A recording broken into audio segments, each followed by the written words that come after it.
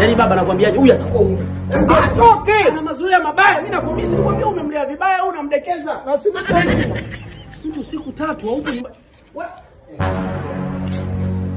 Mimi nilikwambia si hapa mjinga huko. Wewe nilikwambiaje kuhusu mambo ya malaya? Si nilikwambia mwanangu tulie uolewe upate tajiri. Haya uko ndani kwa nani?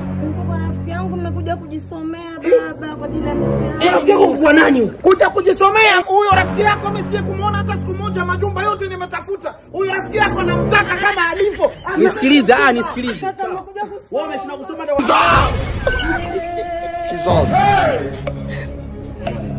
Kizazi. Ni babake huyo. Ni babake. Kaka. Kwa hiyo mlikuwa mnasemaje? Ndio mnajisomea wote ndani. Nimeleta vitabu.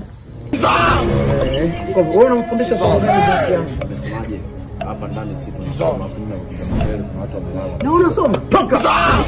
Mbona mimi ongeze? Check.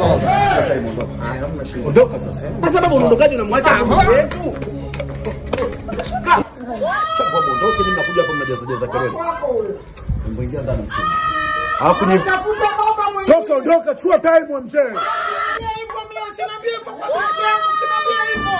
Unasemaje? Basi. Unasemaje? Basi. Unasemaje? Alia.